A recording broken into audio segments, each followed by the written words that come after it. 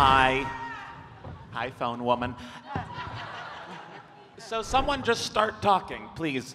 Oh, there's Once a whole upon a line. time. I didn't see. Where's the fucking moderator? And I'm sorry, by the way, if you brought your kids to this, I don't know Off to a what good the start. fuck you We're were off to a thinking. great start. Brent, But- I'm down here. Oh, there you are. Hi. Yes, we need you to talk and please ask us something. I am. Again, it's good to see you for the first time ever in this room this weekend. Viv, I have a question for you, and that is, you know, with Has-Been and Helluva, what made you decide to work on 2 shows at the same time? Mental illness. No,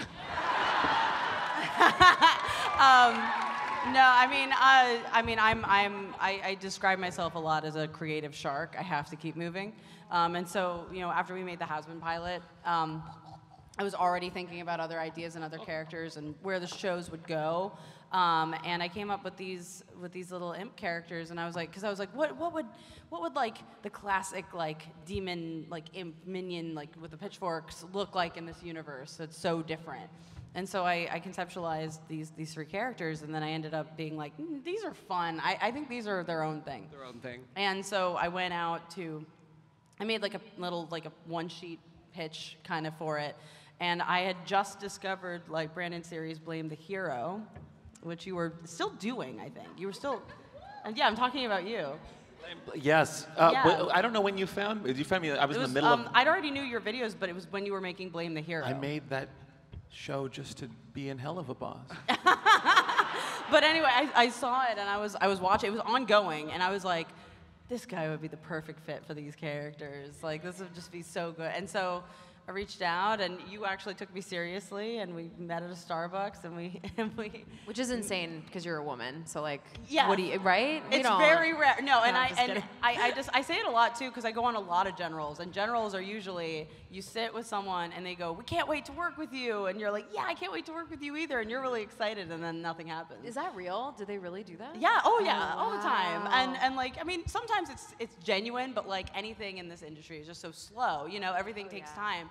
And so I was expecting, you know, it to be like maybe someday when Has-Been's over, like this would happen. And then Brandon, you were like, yeah, I'm free on like Sundays. Like I'm kind of busy on like Wednesdays, but like Tuesday, you know. And I was like, wait, like you're down? The creation of this show felt like an after-school like assignment. Like when you have a partner that you're assigned with a group project, you have to go home and like work to get, because it's like, okay, we'll meet on Tuesday. You'll bring the laptop and we'll come up with Yes. ideas. And it, at the time was just us coming up with a funny 1 video. It was like a Yeah, test it was pilot. the pilot. Yeah, and I didn't have I had no foresight into what would become of the show, but it was fun. We were just at a diner for months writing each episode and eating food that we could afford at the time, which was basically chicken tendies and pickles. yeah, I remember you always got like a giant pickle every time. Yeah. Can I actually? I have a question that I wanted Yes. to clarify. When I'm like disseminating this information, I want to make sure I'm doing it correctly.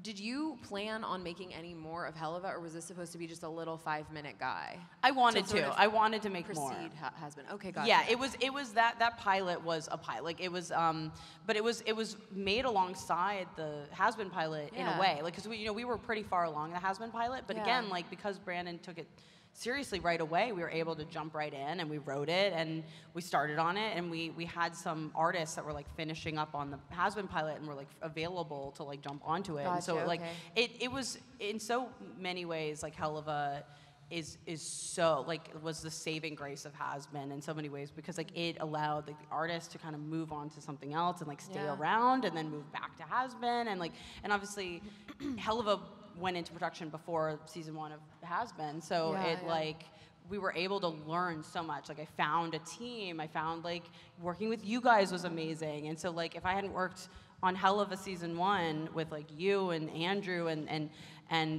with the artists and with the directors, then like Has-Been would not be what it is. Yeah. So also, I Helluva's love that. I also very love special. I love that you picked the show up yourself. Like that's Oh such a yeah, boss yeah. bitch move. Which is Like, very fun. Yeah, I because get to greenlight myself. Yeah, she greenlit herself, because usually when you do a pilot, you have to wait and see if someone will pick it up. And Vivian did it and went, "Fuck it, I'll pick it up." Like that's amazing.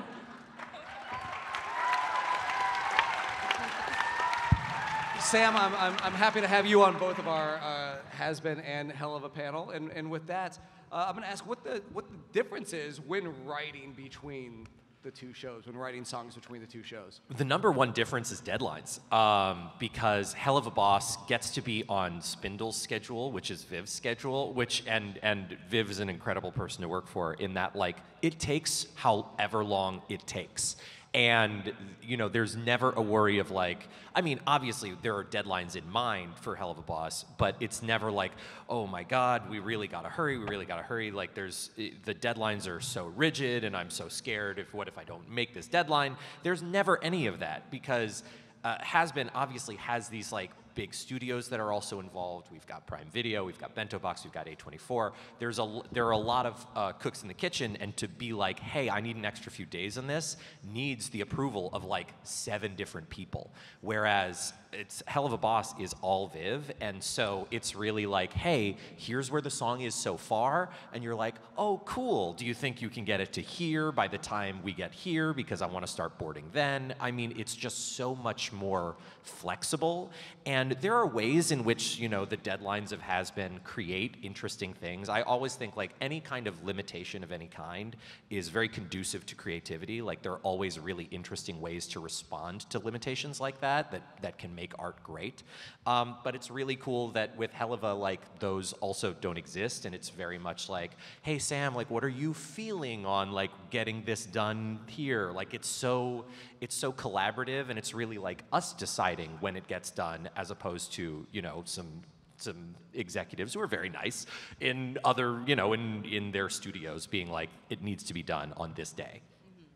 That's I mean, otherwise, like the creative is very, very similar because we're talking through stuff together. We're talking about the characters, about what their influences are musically, what the story beats need to be in the song. The conversations around the creative are almost identical, but the deadline thing really does change the process.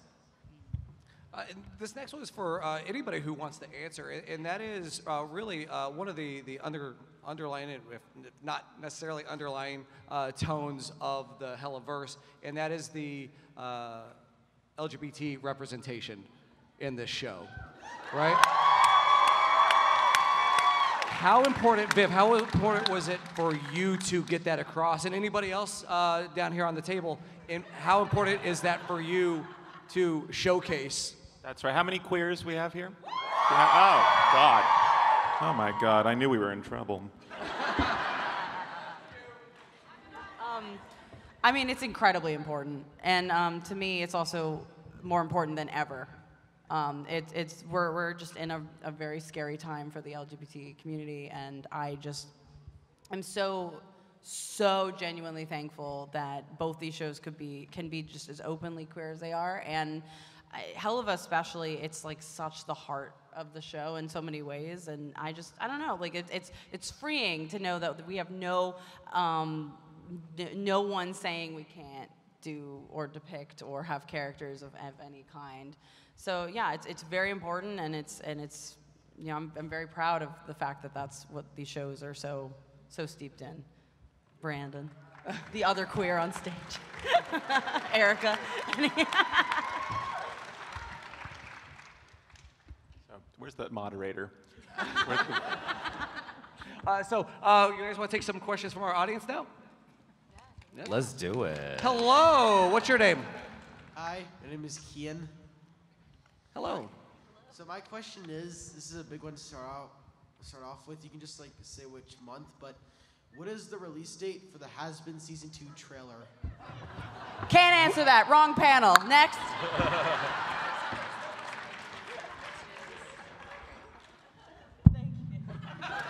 Thank you, Kian.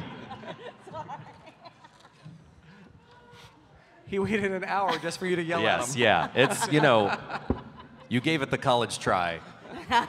You did. You tried. Yes. Valiant effort. Yes. I have a bomb in the base of my neck that Jeff Bezos will explode if I reveal any NDA information. Hello, what's your name? Hi, my name's Connor. Hi, Connor. I've been a massive fan of Viv's work for a long time, and when I started watching Helluva especially, I was very pleased with like the levels of heart and humor and the beautiful art and the levels of, you know, gayness. But something I was sort of pleasantly surprised by was the quality of like action, and the fight scenes especially have always been impressive to me in both these shows, but especially Helva. Everyone loves the Truth Seekers final fight. There's this one moment that sticks in my head from the Blitz versus Millie, like the possessor fight, where she punches him so hard it makes a crater in the wall. That was raw. What I was wanting to ask was, what are some of your influences when it comes to action specifically? Like, how do you approach writing action scenes and boarding them and things like that? That's a cool question. I mean, honestly, like action is something I think is so cool, but like it's definitely a skill set completely outside of me. So I really rely on the talent of my board artists for action. Like obviously, I can imagine the kind of action I want. You know, like what kind of fight is it? What characters are involved? Like, you know, is it like, you know, and what's nice about the IMP characters is that they're all like very hand to hand, and they all have like different kinds of like weapons, and they've all got different skill sets in a fight. And so, but yeah, you really just have to find really talented and creative action board artists, because you know, at the end of the day, it's the boards that are the blueprint of anything in animation. And for the Truth Seekers fight, we actually worked with another indie studio called Chaos Emporium. And they kind of did that whole scene. Yeah, they specialize in action. Yeah, they specialize in like action and like kind of things like that. And that was when we were kind of like new, you know, like nowadays we do our own action. So like the Millie fight and Ghostfuckers. I was like, I can't believe I forgot the name of the episode for a second. The Millie fight, that was like our team, and like same with the Andreolifus fight and Sinsmas. Like we've really been stepping up with the action, but like that first one was so fun because it was like all the characters like doing their thing, and so that'll be a special one. But action's cool. Yeah. Thank you. I also would be remiss if I didn't say that like I'm so grateful for how incredible the action sequences and just all of the animation is, because it does so much heavy lifting for us as the voice actors. Like, I've always said, I'm like, I could just go in and be like, butt fart, pee fart, hee ha ha, and like the episode would turn out amazing. You know what I mean? Because it's such a visual feast. So yeah, it's amazing. They're really making us look good over there, and I'm super grateful. Shout out to the team. Shout out to the animators. Thanks for your question. Thank you. Hello. Oh boy. Hi. Okay, first off, what is your... God dang it. Oh, what is your name? Owen, Owen. How old are you, Owen? 11. 11. Everyone, please put your phones away. We're not going to go viral again. Hi, Owen. What is your question? Okay. So, anyone can answer this. What is your character's favorite animal and why? Great question, That's Owen. a good question. Safe question. Character's favorite. Yeah. Ooh. Blitz, what's your favorite?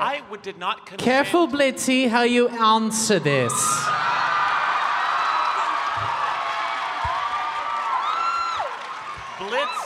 Blitz's favorite animal is one that he can ride. Well, that doesn't... It's not a horse. It has... I think Blitz does like horses, but I think his favorite animal is always going to be him.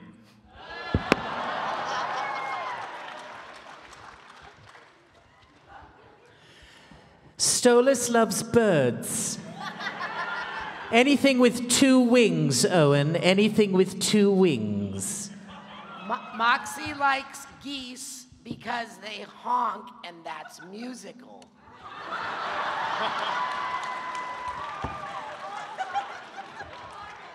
Millie likes cats because she can kill them and they come back to life.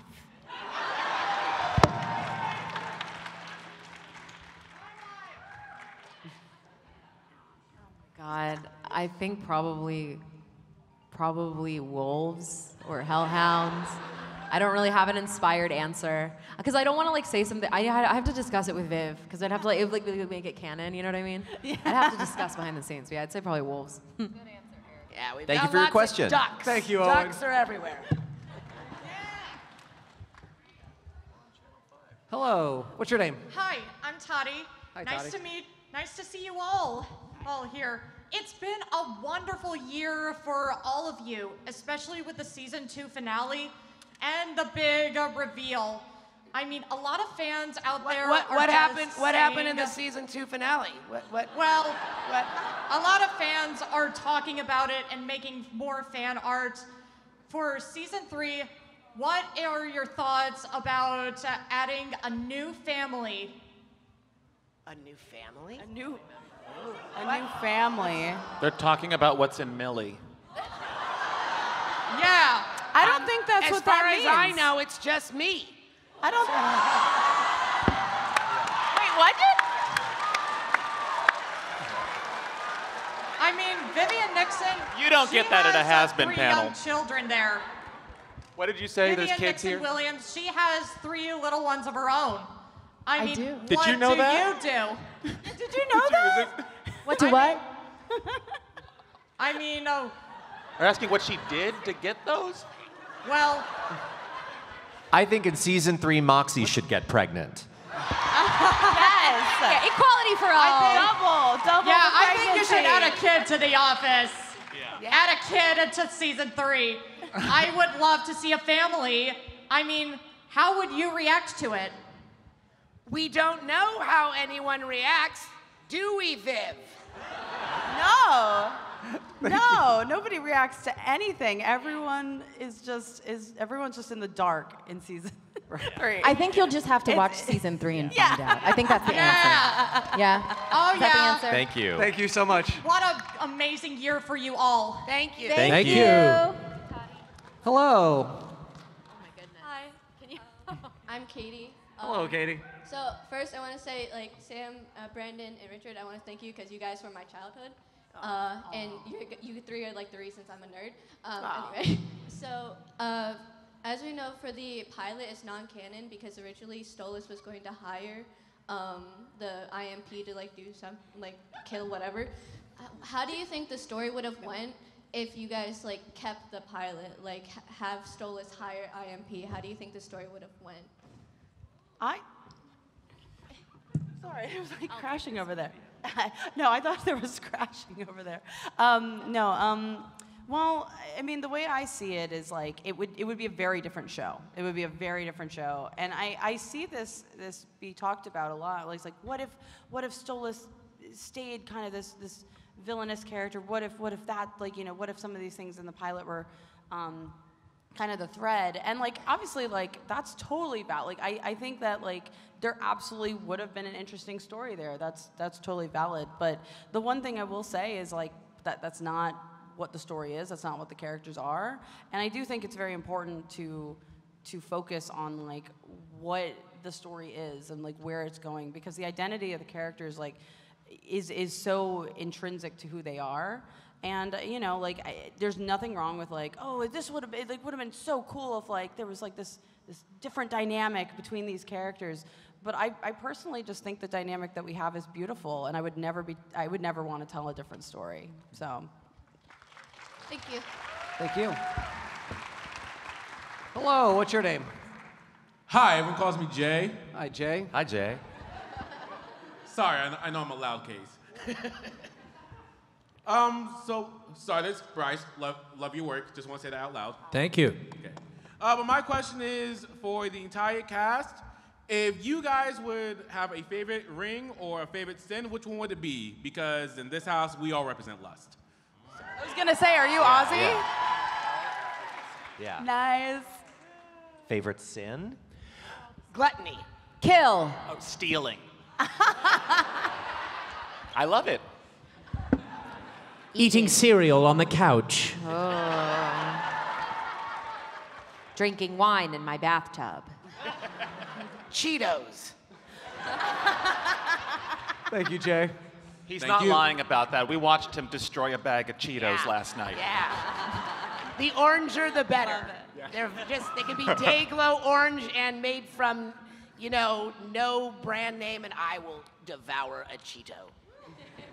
I mean a cheese puff. No sponsorship.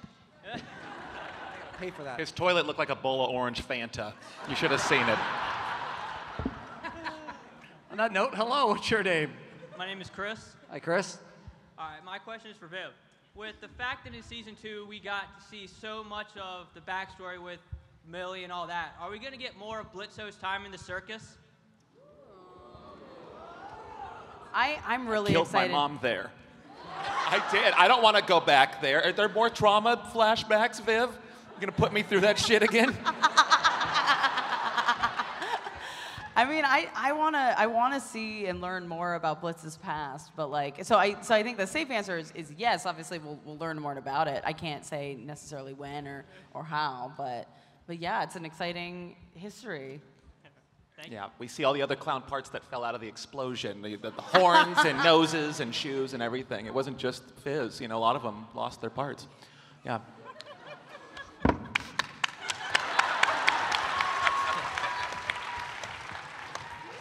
Hello, what's your name? Hi, I'm Siren. Hi, Siren. And I just want to say I love all of you so much.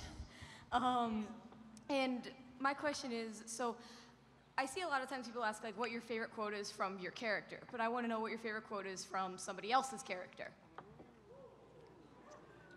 Sorry, I fucked your husband. That is the sound of a fucking divorce! Shut the fuck up! Oh, Moxie! That was the sound of a fucking divorce! Thank you. you. Hello, what's your name? Hi, my name is Hecla, and my question is a little more serious. I feel like, as an artist, or my friends who are artists, the most daunting thing we can be told is to be funny. And so my question is, when you're writing lines or delivering them, are you actively this is gonna be the funniest thing ever? Or is it just something that happens because you know the character? Or how those really iconic funny lines come about? Well, have you ever been hanging out with friends and you're just talking about a topic and then someone makes a joke and suddenly you're all laughing? That's how it is when you're in a writer's room. You deal with the situation. That's the first thing, is what's the situation? There was an old sitcom called The Andy Griffith Show, and Andy Griffith, who was in the writer's room, had a rule: no jokes. No writing jokes. Everything had to come out of the situation. So, if you ever watched one of my, if you've never seen it and you're too young, look it up. It's Barney Fife trying to do the preamble of the Constitution, right? Yeah. It is one of the funniest things in the world. So, I mean, yeah, every now and then, we're all improvisers on this panel right here. Every one of us, from the writers to the actors, we improvise. And so a lot of the times, that just comes out when you make a joke with friends. Yeah, to echo that, the answer is you're always chasing that feeling of something that's funny to you. And I think the secret sauce is something that's funny to you and your friends. Start there and try that, because chances are if you think it's funny, we're gonna find it funny. And if not, then you go back to the writer's room and you adjust it. You're always trying and you're always making mistakes, but you're totally right. We all have that fear. When we step into the booth, we're like, shit, I know this has got to be funny. I know people love the humor on the show. I got to be funny today. But really, what I replace that voice with is a little kid's voice who wants to jump in the sandbox and have fun and wants to just make his friends laugh. Because that's how I got into this as a kid, was wanting to make my friends laugh in class. And, under my breath, while the teacher had her back to us, I would try and make my friends laugh. So that's what I'm trying to do in the booth, is capture that energy rather than the adult who's like, well, this is going to be funny because it's really popular and, blah, blah, blah, blah, and all the fans love it. And blah, blah, blah. Shut up. Let's just have some fun. And I think that's the that's the secret sauce that we're all as performers trying to get back to. Is that thing we all had as kids. Yeah, nothing kills comedy more than like being like, I have to be funny.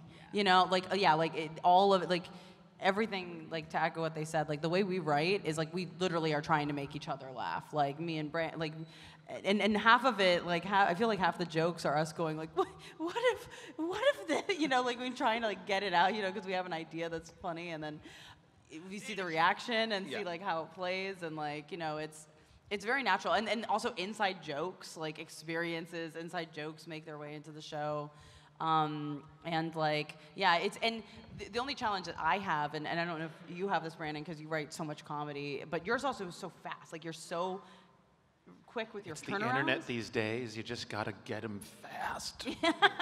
But You don't got a lot of time before that they swipe up.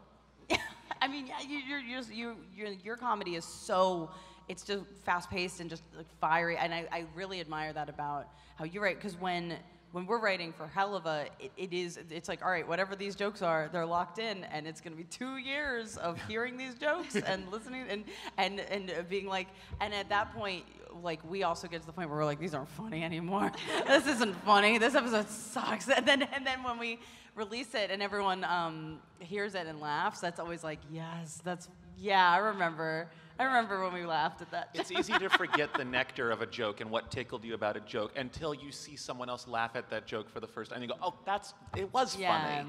Yeah, and I at the end of every one of my takes, I don't know if I do it as much in Helluva, but certainly with my videos, when they all cut, I always ask, was it funny? Was that funny?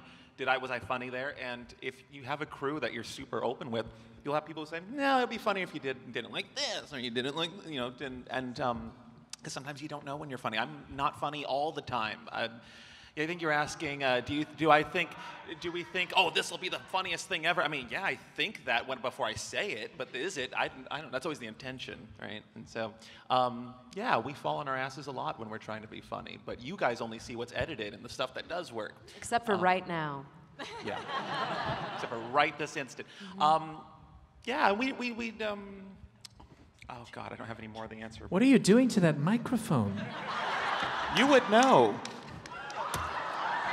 Sorry. Hey. It's because he's in Broadway. He's worked with microphones. You understand? Am I on camera? Am I getting a close-up? All these queers. You know, queer used to mean different, and I feel like the straighties are in here going, we're no longer the minority. Not in this room. No. Where's the moderator? You're Thank here you, to cut me Hecla. off. Thank you. I'm asking, where's the moderator? Thank you. Hello. Hi, Hi, what's your name? Lachlan. And what is your question? So first, excluding exes and rocky relationships, Brandon and Bryce, who would you F, marry, kill in the show? What would your characters do? I'm good. I'm gonna fuck Bryce. Stolas. I'll marry Millie. And What? I'll kill Moxie.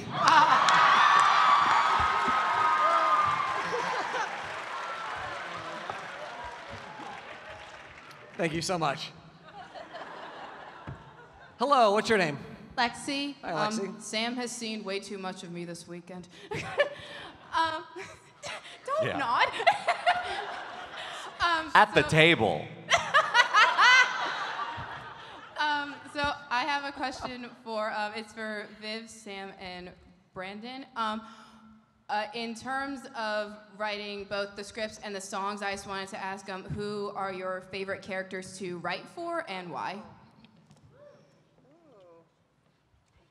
I mean, I love writing all the every single character is a challenge in the scripts. You know, like they're just like, because the characters on this show are so unique and so everyone has like a very strong role to play on the team and everything. So I don't know. I have fun with every single one of them, and I know that's like the easy answer, but like it's true. Like genuinely, every single character. There's some characters that come harder for me because they're less like me. Like that's why I think Blitz is so fun, because Brandon, like you bring so much to Blitz because you know you have that very like. But he's challenging because he's so like bombastic and confident, and that's like very like you know like it doesn't come super naturally. So I'm like I love writing characters like that. As far as music, obviously I can't answer. But in terms of music, my favorite thing to do is to write songs that exist canonically as songs in the show.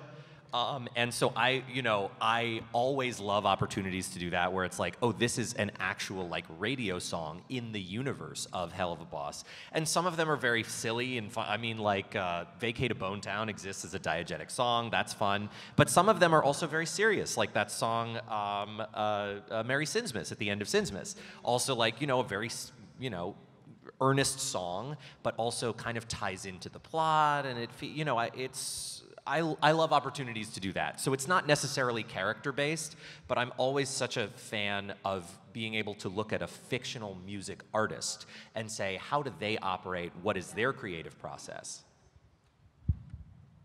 Thank you. Of course. Thanks. Hello, what's your name? Hello, my name is Muhar, and Hell of a Boss has a major online presence with many people who adore the show and many people who scrutinize it. My question is, how do you set that boundary for yourself with what critique to take in? Like, how do you filter it out, basically? How do you not let it get to you? that's a good question. Good one. Well, but no one dislikes our show. Yeah. So what are you? So what? I don't get it. How? My If dad- they did, my I dad would. dislikes it, So yeah, that's one. Yeah. I don't read the comments. I Yeah. remember when I first recorded the show and I wanted to see what this was all about, and Erica had voiced the pilot, and I came in to voice Millie in the second episode, and people were just like going off. They And I was like- also people they really like there was some drama, like there was no drama, like there was like no actual drama, but people were like, oh Yeah. my gosh. I'm like, Oh I my was God. never supposed to voice Millie long term. I booked Luna. That was the character I was supposed Yeah. to be.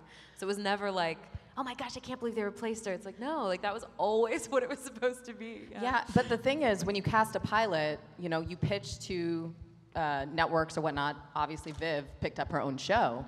But oftentimes they recast a pilot because Oh, that's yeah. just, this is sound the proof familiar? that this works. And then we go to network and we decide who we want to play the roles. So I remember seeing a lot of like, oh, I like the first voice. And I was like I was heartbroken. I was like, man, this hurts my feelings, I you think know? the first and voice sucked. I think you're killing it. fuck yeah. Fair.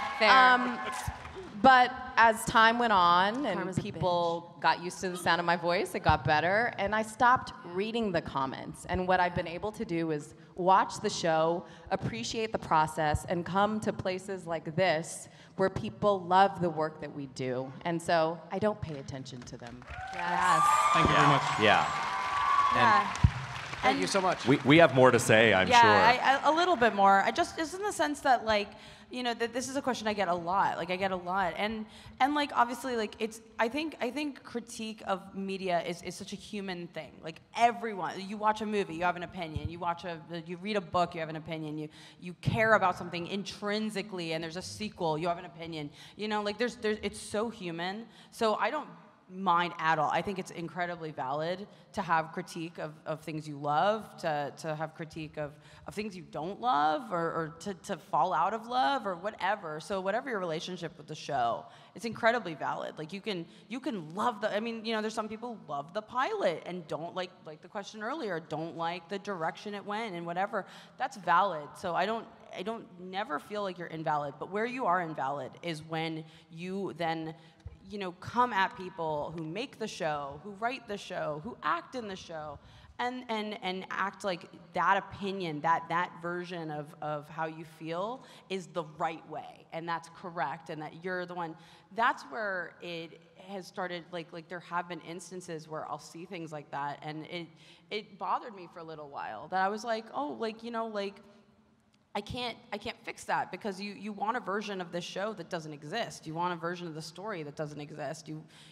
And there's nothing I can do with that. That's not constructive. That's not something that like I can take on or should take on. And so I really had to really like focus on like, why am I telling this story? Why does it mean this to me?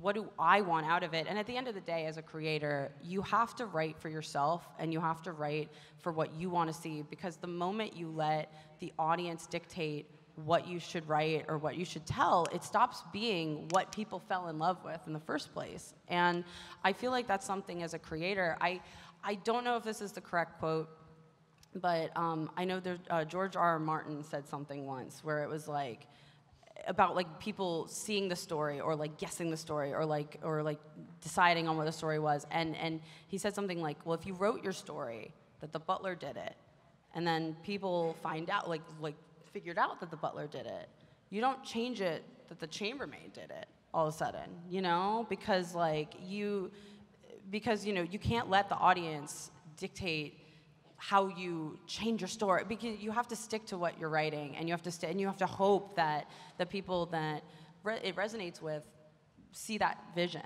And so to me, with Helluva, this show means a lot to me. It means the story is so raw, the characters are so genuine, they feel so real, and I've met so many people that these characters mean something to, and that keeps me going. That keeps telling me that I am doing right by these characters. And it's just, thank you. I just really truly, this show is so meaningful to me in so many ways. These characters are so human to me, and we take so much care in the writing room. We do not haphazardly write this show. It is planned ahead. I know how it ends. I know the arcs of these characters. We know those things, and when we write them, we write them with such intention and so much love, and all I can do is hope that people are willing to go on this ride with us and be patient and understand that this is definitely a slow burn story. It is ongoing. It is unraveling.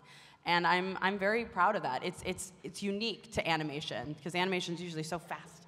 And so I really like that this story is a slow burn of characters that are evolving and have these really engaging arcs, but also it's like an edgy comedy that has all these crazy action sequences and crazy things. So yeah, I'm just, that's how I feel. I love this show dearly, and I'm so thankful people love it dearly, and you can feel however you feel about it, but we're gonna keep doing it, and we're gonna do it our way. Good answer. Hello, what's your name? Hi, I'm Emily, and I was hoping to get some advice for the artists and writers out there who are struggling with creative block. So artist block, writer's block, anything like that. We're having so much crashing Sorry. today. I was so excited to answer this. If you've come up to me at my booth and asked me this question, a number of people have, and I have the same advice for everybody. You need to be willing to make shitty art. It is so important. The number one thing that stops a piece of art from getting done is being worried it's not good enough. Get it done, then make it better. Never write and edit at the same time. Get it written, then make improvements. I know so many people who get 20% into every single creative thing they do, and they go, it's not good enough. It can't be good enough until it's finished for you to iterate on it. That is a perfect follow-up to what I was just saying. Yeah. That Yeah. 100% that. Never go back. Go forward. Improve. You will always improve going forward. You also as an actor who sometimes has to go into the booth when I'm not feeling great or I'm not feeling it. You cannot wait for the weather conditions in your mind palace to be perfect to make art. It will never happen. You will not ever reach that horizon. It doesn't exist. You'll sail forever. So just do it. Do it when you don't feel like doing it. You guys are getting the deep stuff this panel. Thank you so much. It's like Hamilton. I like that musical. Yeah. Hello, what's your name? Hello. Speaking of art, I made this, but this is a little. My name is Shiro. This is a little bit of an easier question, but if you could have a meal with one of your with your characters, what would you eat? What would you want? I want drunk ramen at 2 a.m. with Luna in Little Tokyo. And yeah. I want Moxie. Oh, damn.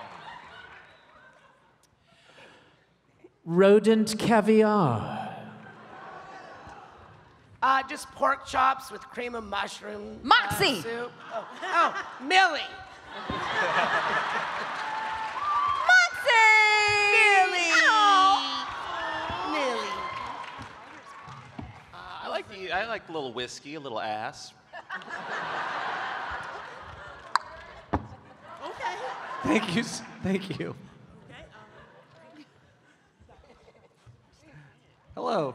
What's your name? My name is Michaela. Hi, Michaela. I fucked Michaela's picture up today. It was so awful. Thank you, Richard. I'm so happy you're in the building to rewrite on the other side of her picture because I wrote her husband's name twice on the picture, and I was looking for sanitizer to wipe it off, and then I was like, oh my God, I hope Richard comes back soon. And then Richard came, and I was like, Richard, can you redo this? I'll pay you. And he said, if you pay me, I'll do it. So I paid him. He did it. We're good. See, that just now was the original Hamilton opening. And if Lin-Manuel had not stuck with it, we would not have gotten How Does a Bastard Orphan, Son of a Whore? Okay, moving on. Well then, my question is for or Vivian. My apologies. Which Vivian, Michaela? Which Vivian? Which one? Let's be clear. Don't say Vivian twice and don't say which Vivian. The one who fucked your picture up or not?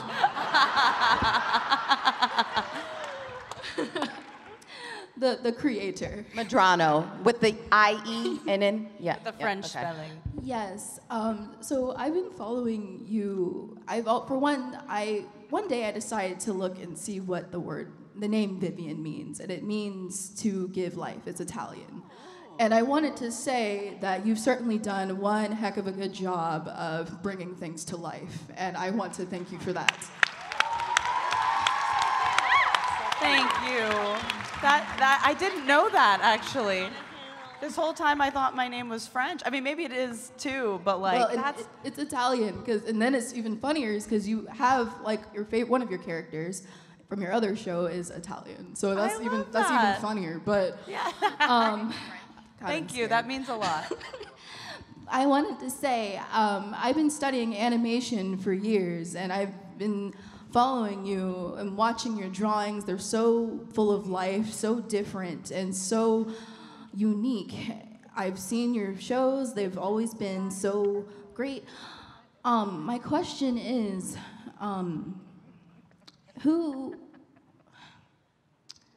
what would one have to be your apprentice?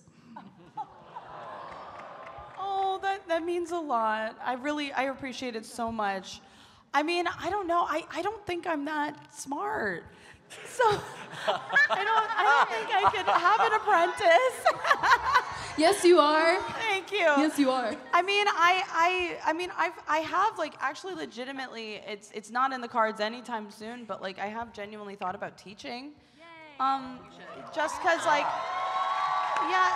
I mean, I obviously I didn't go to school to be a teacher. I don't know what the criteria is exactly, but you know, like my old college, SVA, I really like they used to have like guest teachers come by to like teach like, you know, a class about character design or whatever. So like, you know, I don't think I'd ever want like an apprentice, but like I think like passing on what I've learned is something that I would love to do someday. I just don't know if I have the capacity to do it in a structured way. I feel like I'm a very rambly, I mean, as you guys are seeing, I'm a very off-the-cuff, rambly person. I don't know, I'm horrible at memorization. I cannot do that sort of thing. So, so I don't know, but like, I love being able to help people. You know, when you come up to me at my booth to ask me questions about animation, I've lost any ability to be too fluff. I feel like I do give very honest answers about this industry, about how to get into it, how to, you know, the kind of ups and downs of it. And so yeah, like that means a lot, and I really appreciate it, and I'm always happy to help anyone who needs to hear like realistic advice about this industry and about indie animation, about things like that. Thank you so much. Thank you. Thank you. All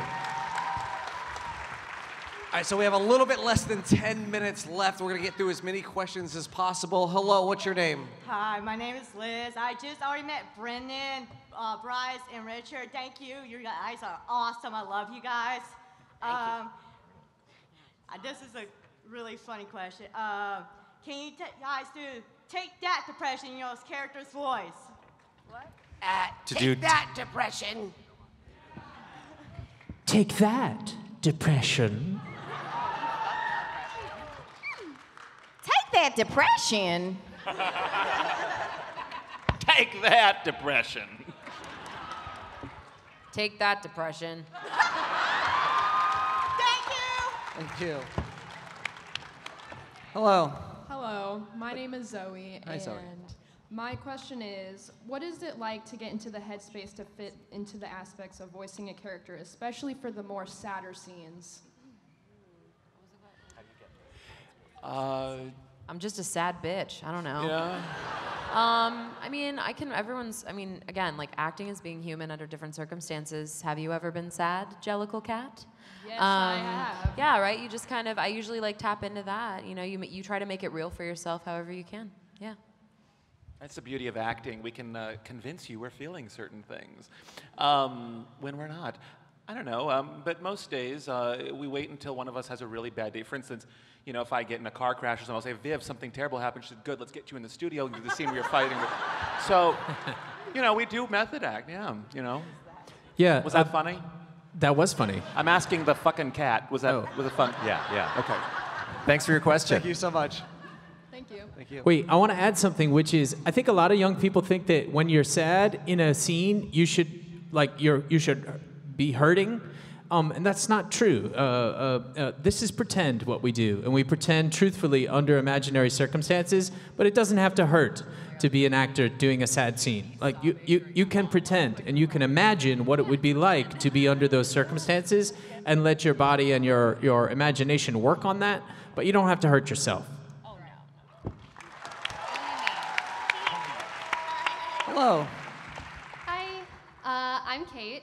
First of all, I want to say, I'm sure you hear this a lot, but I truly adore this show. I connect so strongly to it. All the characters feel so real and like so well written and well acted, and it truly just, it means a lot to me. And I wanted to ask, I was actually inspired by a really lovely conversation I had with Alex Brightman yesterday about Raleigh and Who isn't here? Who isn't here at this panel right now? Yeah, but I want to get your guys' take because we had a conversation about Fizzarolli and how he deals with perfectionism anxiety and imposter syndrome and how that feels so, like a lot of us feel that really deeply, myself included. So I wanted to ask all of you who would like to answer if there was ever a moment where you got in the booth for your character and you were kind of like, oh shit, like I felt that more than I expected to. In the booth or bedroom? The booth, I feel things stronger in the booth, I think. Well, my character's turned up to an 11 in every scene, and so I certainly feel sweat at the end of a booth, at the end of a session. You guys got to cut me off. I'm just going to keep talking. I think everyone feels imposter syndrome. That's just the truth, and I think we all feel it. We still feel it. I'll speak for myself. I still feel it all the time. I'm used to that feeling. I'm used to that showing up, and I go, oh, thank you. Hello, you're trying to take care of me. Thank you, voice in my head. I appreciate it. But I'm cool here. I'm with my friends, and we're making something awesome. So if you could just fuck off and sit on the couch, I'll be in the booth. So the imposter, it doesn't go away. Am I right, fellow performers? Who are you? Go away. I'm always like, I always think of it like if like my entire torso, I've had a lot of therapy, like my whole torso is like a house, right? I'm like the anxiety and the fear, like you have to be able, or the imposter syndrome, you don't kick it out, right? You can tell that it's valid and it's okay, but like you get to hang out in the bathroom, like you don't get the whole house. So yeah. Yeah, I've heard other people say, invite it in for tea and then show at the door. Like you're not gonna keep it out. So acknowledge it. Say, yeah, I'm nervous because I care about this. That makes sense. And my nerves are trying to take care of me. That makes sense. Okay, well, you guys can stay, but I'm going to be in charge of this moment, and I'm just going to be fearless. So thank you for protecting me, and that's the door when you're ready. Thank you so much. Thank you so much. Hi, all right, we're going to speed round, lightning round. Let's see how many we can get through. Hello. Hello, I'm Sage, and I have a question for Moxie. How do you feel about possums? They're pretty cute. I mean, I am not a possum. I had a voice at the beginning of this weekend. And now, yay! Thank you so Let's much. eat one. Thank you. Hi, what's your question? Hi, my name is Derek. I'm a big fan of the show. I was wondering, which of the characters is the most thirsty between Blitzo, Stolas, Osmodeus, The O is silent, Angel and you Dust? knew that. We don't talk about my O. So what about me being horny? What is your question? I'm so sorry. Who's the thirstiest character? Oh, I am. Yeah, I would say Blitz. Yeah. I don't know. Osmodeus is the pink Nope, gloves. I'm hornier. He's just bigger. That doesn't make him hornier. That just means that there's more mass that is horny, but I am the horniest. Do you understand? You got it, Derek? I got it. All right, thank you All so right, much. thank you, my dear. By the way, you still haven't apologized to the annoying kid in the pilot, even though it's not canon. I tried fucking killing that kid. We did kill that kid. That kid's Oh, we dead. did kill that kid. Yeah, that kid's I'll dead. kill him That again, was- too. That was Richard. Richard, you were that kid. I That was kid's that dead. kid. Yeah, I was that kid. Thank yeah, you so much. didn't Thank you. apologize. Guys, we have literally less than 3 minutes left, so let's just only do questions. We're not gonna do any more backs. You all, we love Too all bad, of you. shithead. Hey, shithead, remember me? Yes, this is nice and concise. Yes. What is your question? Let me see.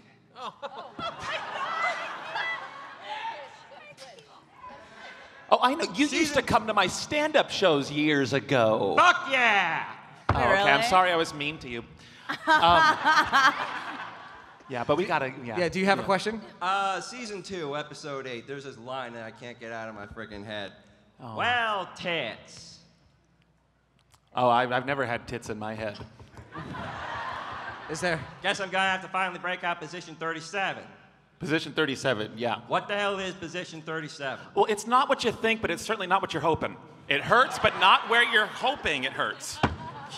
I've looked on every site that the government hasn't gotten to yet, and I haven't found anything. Congrats. Good question. Next question. You're probably Thank on a you. list. Hello, what is your name? Hi, I'm Chloe. Hi, Chloe. I'm a really big fan of the show, and like I'm so glad I get to meet you guys. My question is, if you could live in any ring in hell, such as the Pride Ring or the Greed Ring, which one would you choose and why? The sloth ring, because I'm a lazy bitch. I just want to hang out and eat food. It's a That's big all I want. spa there. I just like want to it's- vibe. Yeah. That's all I was gonna Erica say there, wants too. is to vibe. Yeah. Vivian and I in the sloth ring just hanging out. Yeah, it's nice. Like for the record, it's like a spa. It's like relaxing. It's like it's like the best one. Great question. Thank you. Thank you. Hello.